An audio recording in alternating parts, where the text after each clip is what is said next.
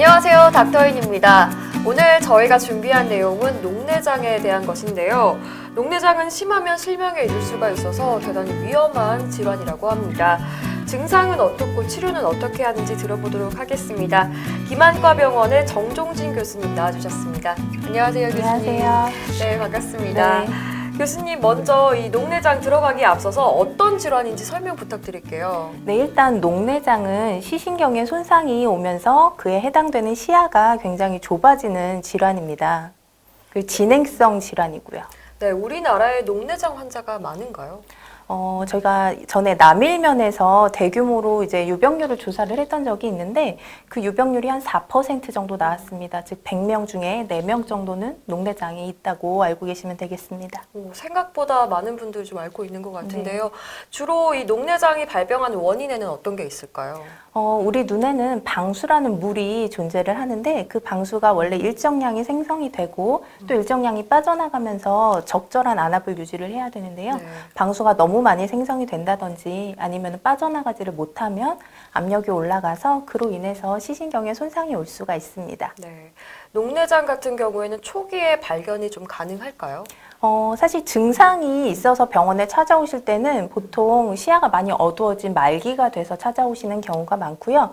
초기에 발견을 하기 위해서는 네. 건강검진 같은 걸 통해서 초기에는 발견되고 있습니다. 네. 그럼 안과에 갔을 때 특별히 녹내장을 검사하고 싶다 하면 진단할 수 있는 게 있을까요? 네.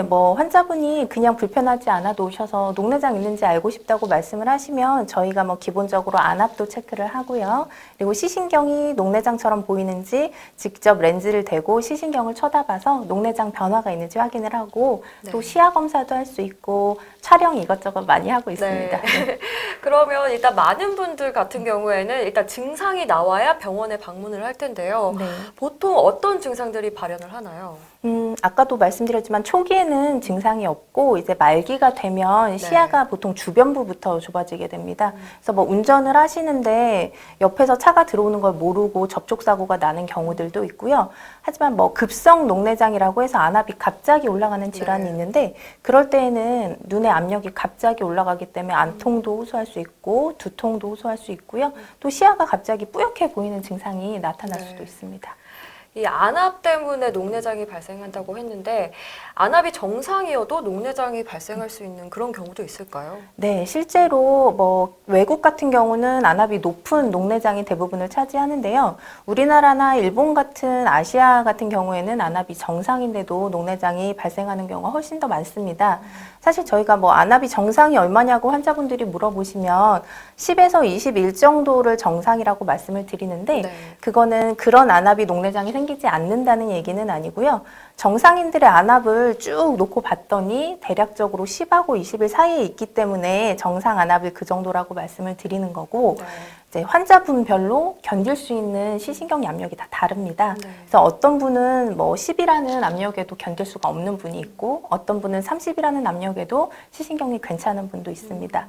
그래서 우리나라는 정상 안압 녹내장이 한 70% 이상 차지를 하고 있습니다.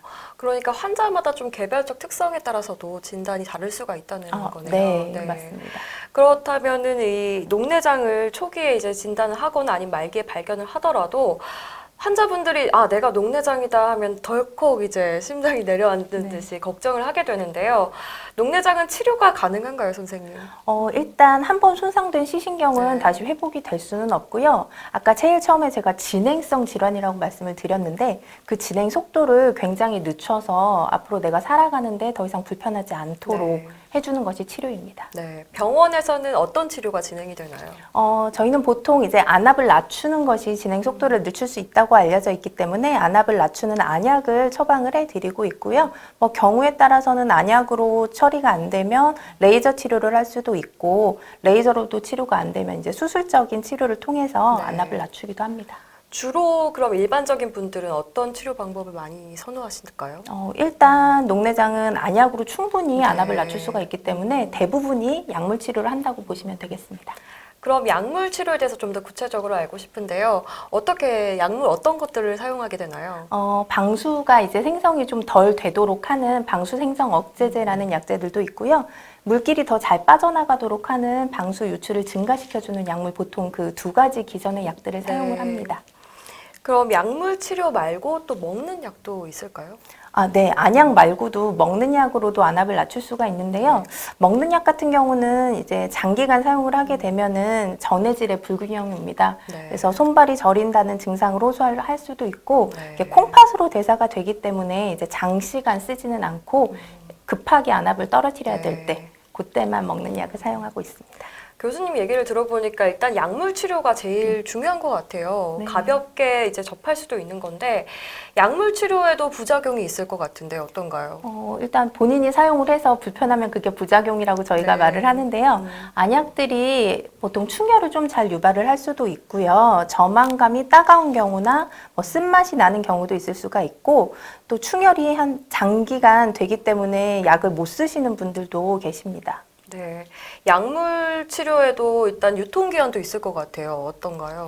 안약은 한번 개봉을 하면은요, 보통 한 달 정도 이내에 다 소진을 해주시는 것이 좋고, 네. 실제로 한 달 정도 사용할 수 있는 분량이 이제 병 안에 들어 있습니다. 네. 그리고 무방부제 안약도 요새 나와 있는데, 그런 안약도 딴 후에는 그날 다 소진을 해주시는 것이 좋습니다. 네, 안약에는 일단 여러 가지 안약이 있겠지만 장기간 동안 사용하면 같은 안약이라도 내성이 생길 것 같거든요. 그런 부분은 어떻게 좀 해결할 수 있을까요? 여러 가지 약제 성분들이 있는데 그 중에서 이제 내성이 있다고 밝혀진 약제도 있습니다. 베타 차단제라는 약제가 이제 방수 생성을 억제를 해주는데 내성이 생길 수도 있다고 나와는 있는데요. 네. 모든 사람에서 다 내성이 생기는 것은 아니기 때문에 환자별로 이 약을 사용을 했을 때 안압이 잘 조절이 되지 않으면 다른 약제로 바꿔주고, 그렇지 않으면은 그 약제로 계속 유지를 하고 있습니다. 네, 녹내장이 아니더라도 이 안약 사용할 때 궁금한 것들이 있을 수가 있을 것 같아요. 네.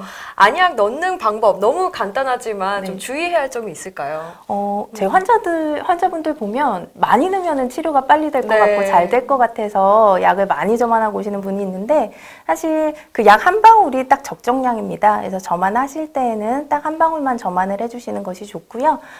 저만하신 후에는 이 눈물이 내려가는 길을 막아주시면 한 2, 3분 정도 막아주시면 전신적으로 흡수되는 것도 막을 수 있어서 더 유용합니다. 네, 선생님 그럼 안약을 사용할 때 여러 가지 안약을 한꺼번에 사용해도 괜찮을까요? 저희가 뭐 치료를 할 때 염증이 있으면 항생제도 쓰고 항염증제도 쓰고 하면서 여러 가지를 줄 수가 있는데요.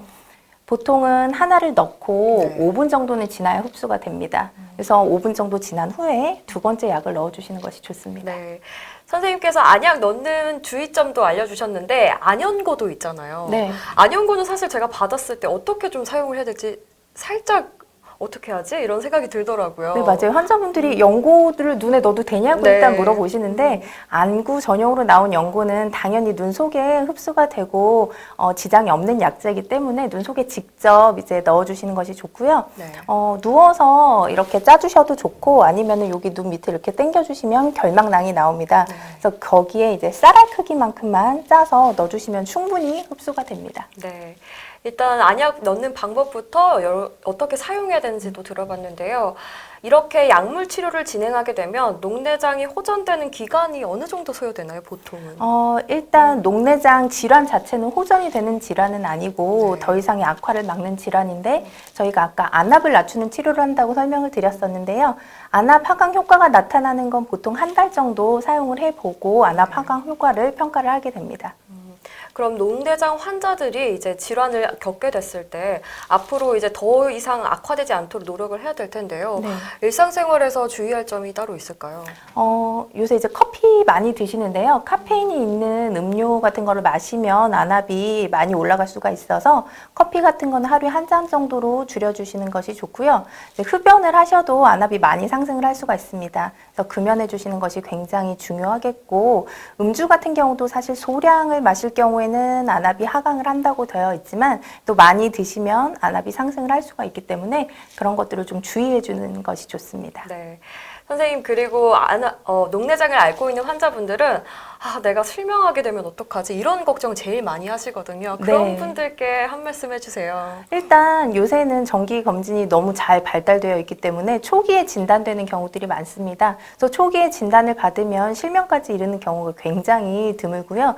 또 안약만 꾸준히 넣어주셔도 수술까지 가지 않더라도 치료가 지속적으로 유지가 될 수 있기 때문에 병원에 정기적으로 찾아오셔서 치료가 잘 되고 있는지 확인도 하시고 안압도 꾸준하게 잘 측정해 주시는 것이 좋을 것 같습니다. 네, 감사합니다. 마지막으로 시청자분들께도 당부할 말씀 있으시면 한마디 부탁드릴게요. 녹내장은 뭐 불치병이라는 것보다는 난치병으로 생각을 좀 해주시면 좋겠고요. 아까도 말씀드렸지만 초기에 진단을 받으면 절대 실명까지 가는 일은 굉장히 희박하기 때문에 내가 증상이 없더라도 40세 이상이신 분들은 한 번 정도는 안과에 와서 녹내장이 있는지 확인을 한번 받아보시는 것이 좋을 것 같습니다. 네, 감사합니다. 오늘 말씀 고맙습니다. 감사합니다. 네, 녹내장이란 어떤 것이고 치료는 어떻게 해야 되고 약물 사용은 어떻게 해야 되는지 자세히 얘기를 들어봤는데요. 방송 잘 참고하셔서 여러분의 눈 건강 꼭 지키시길 바라겠습니다. 오늘도 시청해주셔서 고맙습니다.